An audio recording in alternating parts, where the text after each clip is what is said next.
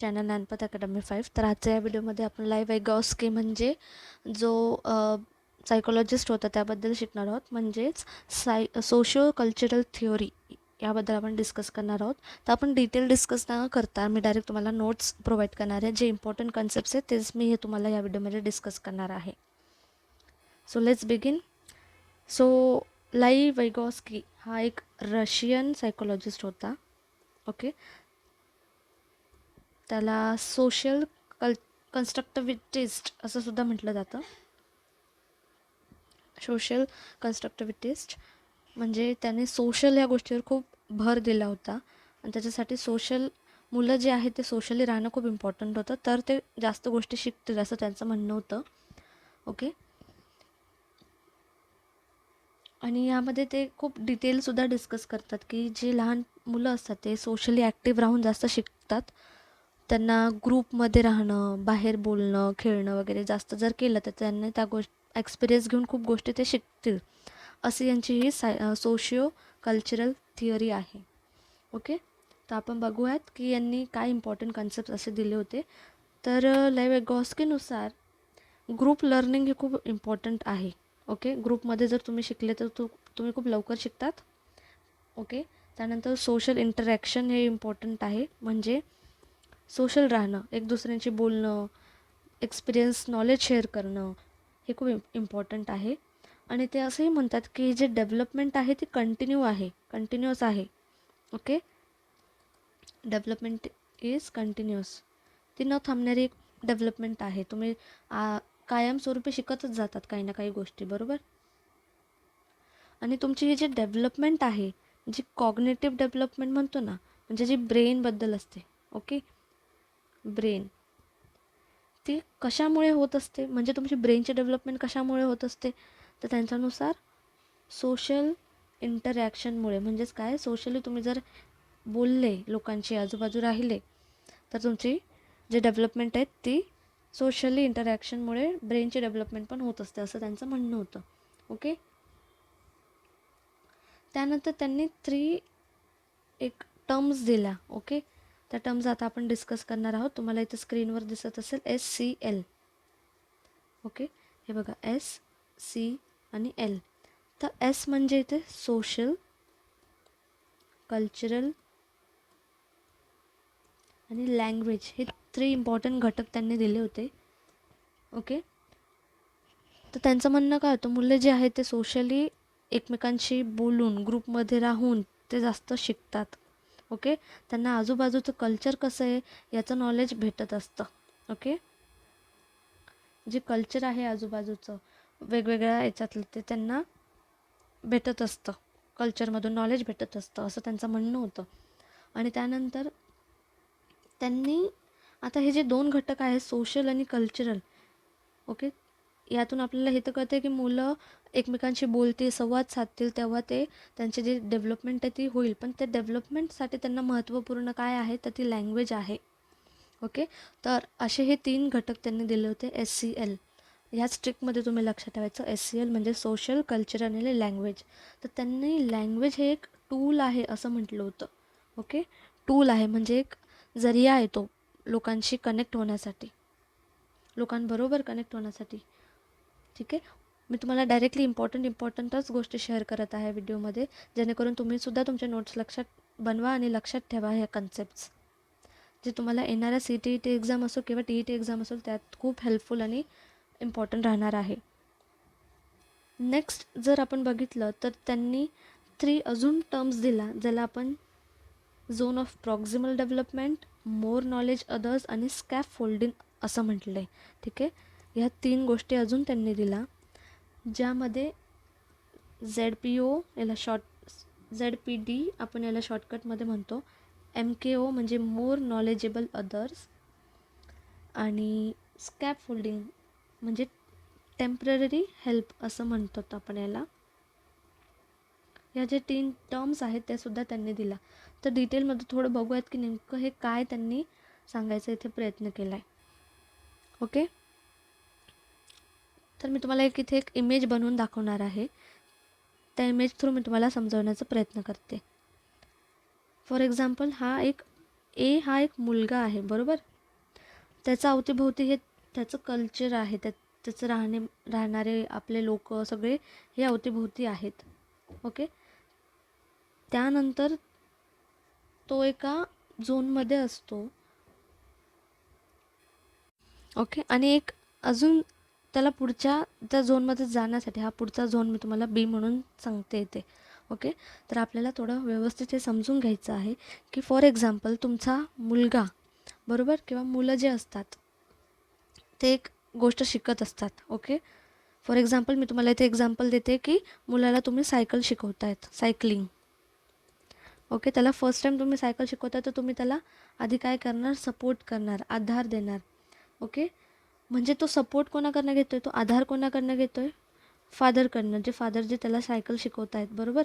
तर फादर्स इथं काय काम करत आहे, MKOचं काम करत आहे, म्हणजे मोर नॉलेजेबल अदर्स याचं काम करत आहे. म्हणजे फादरला आधी याचं नॉलेज आहे ना की सायकल कशी चालवायची काय, तर ते मुलांना शिकवणार, बरोबर.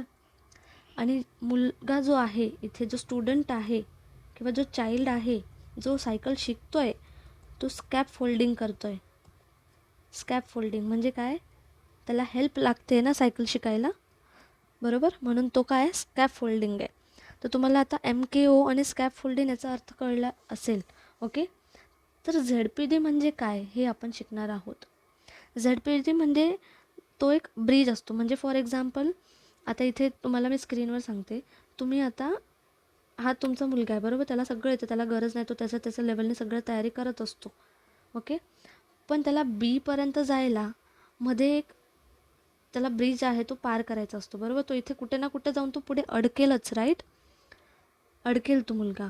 मग ही जी अडकायची किंवा शिकायची किंवा शिकून पुढे जाण्याची जी एक जरिया आहे, एक जो एरिया आहे ना, त्या एरियाला आपण ZPD असं म्हणतो, झोन ऑफ प्रॉक्सिमल डेव्हलपमेंट. म्हणजे काय, इथे जे मुलं आहेत ते स्वतःच्या याच्यावर किंवा दुसऱ्यांचा सपोर्ट घेऊन शिकतात आणि पुढे जातात, बरोबर. तर अशा याला काय म्हणतात, ZPD म्हणतात. ओके. ZPD म्हणजे काय, जे मुलं स्वतःचं शिकतात किंवा दुसऱ्यांची हेल्प घेऊन शिकतात, ह्या गोष्टी यामध्ये होत असतात, त्याला ZPD असं म्हणत असतो. ओके. तर हे बघा, हे एक ZPD आहे आणि हा एक स्टुडंट आहे किंवा चाइल्ड आहे. ओके. त्याला बेसिक नॉलेज सायकलचं बॅलेन्स करता येतं.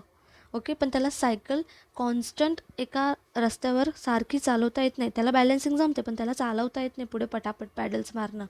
तर त्याचा पप्पांचं काय घेतो, सपोर्ट घेतो. म्हणजे काय करतो, स्कॅप फोल्डिंग, मोर नॉलेजेबल अदर्स.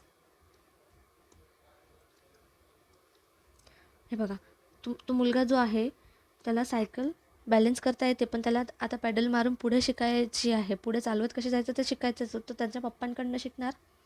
तर इथे पप्पा काय आहेत, त्याचे मोर नॉलेजेबल अदर आहेत. म्हणजे त्यांना नॉलेज आहे म्हणून ते नॉलेज ते त्यांना मुलांना देणार, बरोबर.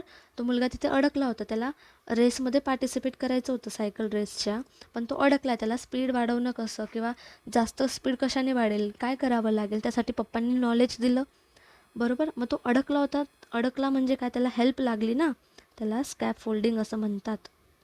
हेल्प लागली किंवा हेल्प लागेल त्याला स्कॅप फोल्डिंग म्हणतात. हेल्प देणारा म्हणजेच MKO, मोर नॉलेजेबल, ज्यांना नॉलेज असेल तो हेल्प देईल. आणि या सगळ्या गोष्टींना जे होत असतं त्याला झोन ऑफ प्रॉक्सिमल असं म्हणत असतो, झोन प्रॉक्सिमल डेव्हलपमेंट. ओके. मी तुम्हाला अजून एकदा क्लिअर करते, ज्याला हेल्प लागते तो स्कॅप फोल्डिंग असतो, म्हणजे शिकणारा, सायकल शिकणारा. ओके. जो हेल्प देतो, कोण हेल्प देऊ शकतं, ज्याला नॉलेज आहे, बरोबर. So more knowledgeable others. आणि झोन ऑफ प्रॉक्सिमल, ह्या गोष्टीला, ह्या ज्या दोन गोष्टी ज्याच्यात होत असतात त्याला झोन ऑफ प्रॉक्सिमल डेव्हलपमेंट असं म्हणतो. ओके. आता काही मुलं खूप हुशार असतात, त्यांना लहानपणापासूनच खूप काही गोष्टी, म्हणजे ती जी 3 चाकी सायकल असते ते चालून त्यांना कळालेलं असतं की कशी सायकल चालवायची काय, ते आपोआप शिकून जातात. त्यांना कोणाची गरज नसते, ते डायरेक्ट सायकल चालायला लागून जातात. तर असेही काही मुलं असतात, ते सुद्धा झोन ऑफ प्रॉक्सिमल अंडर येत असतात. ओके, तर आपण जी स्टोरी बघितली सायकलिंगची, त्याच्यात जे हेल्प लागत होती तो कोण होता? चाइल्ड, मुलगा. आणि जे हेल्प देत होते ते कोण होते? वडील, म्हणजे फादर. ओके, तर हे झोन ऑफ प्रॉक्सिमल डेव्हलपमेंटमध्ये दोघे मुलं असतात. ज्यांना हेल्प लागते ते सुद्धा असतात, ज्यांना हेल्प लागत नाही ते सुद्धा असतात. ओके, तुम्हाला कळालं आहे? तर आता इथे जी कन्सेप्ट आहे, ह्या कन्सेप्ट तुम्हाला कळालेल्या असतील बऱ्यापैकी, राईट? यामध्ये जे वायगॉस्की होते, त्यांनी अजून डिटेलमध्ये एक थोडी कन्सेप्ट दिली होती. म्हणजे आपण इथं पहिले बघितलं की आपल्याला लँग्वेज हे लागतं, बरोबर? डिस्कशन करायला किंवा सोशल व्हायला, लोकांशी बोलायला लँग्वेज लागते. तर त्यांनी 3 प्रकारच्या स्पीच असं पण दिल्या आहेत, त्या आपण थोडं डिटेलमध्ये इथे बघणार आहोत आता. तर त्यांनी 3 प्रकारच्या स्पीच दिल्या. स्पीच म्हणजे भाष्य कसे असतात, 3 प्रकारचे भाष्य त्यांनी सांगितले. पहिलं जे होतं ते होतं सोशल स्पीच, जे लोकांशी आपण डायरेक्टली सोशली बोलतो. ओके, दुसरं आहे प्रायव्हेट स्पीच, म्हणजे आपण जे एकट्यात बोलतो. आणि तिसरं जे आहे ते आहे सायलेंट इनर स्पीच. ओके, हे आहे. ते जे सोशल स्पीच आहे ते दुसऱ्यांशी कधी बोलतात, जेव्हा ते 2 वर्ष आणि जास्त जे असतात मुलं, ते बोलू शकतात. प्रायव्हेट स्पीच 3 वर्ष आणि जास्तचे बोलू शकतात. आणि इनर स्पीच जे आहे ती 7 वर्ष आणि त्याच्या जास्तचे बोलू शकतात. तर हे जे कन्सेप्ट आहे ते डिटेलमध्ये आपण बघितली. तर सोशल स्पीच म्हणजेच दुसऱ्यांशी बोलून, सोशली बोलून होत असते ही स्पीच. नेक्स्ट जी प्रायव्हेट स्पीच आहेत, म्हणजेच तुम्ही बघितलं असेल when toy age is there, म्हणजे मुलं जेव्हा खेळत असतात त्यांच्या खेळण्यांची, तर त्यांच्या खेळण्यांशी बोलत असतात, बरोबर? तर ते प्रायव्हेटमध्ये त्यांची स्पीच चालू असते. त्यांना असं वाटतं की हे जे नॉन लिव्हिंग थिंग आहे, वस्तू जी आहे ती माझ्याशी बोलते, ती त्यांच्याशी संवाद करत असते. त्यांना सगळं असं वाटतं की सगळं जे जग आहे माझ्या आजूबाजूती, ते सगळं लिव्हिंग थिंग आहे, म्हणून ते त्यांच्याशी बोलत असतात. त्यानंतर सायलेंट स्पीच जी आहे ती 7 वर्षापेक्षा जास्त मुलं करत असतात. म्हणजेच काय, ते स्वतःशी मनामध्ये बोलत असतात. ओके, मनामध्ये बोलणं याला inner speech, silent inner speech असं म्हटलं जातं. ओके,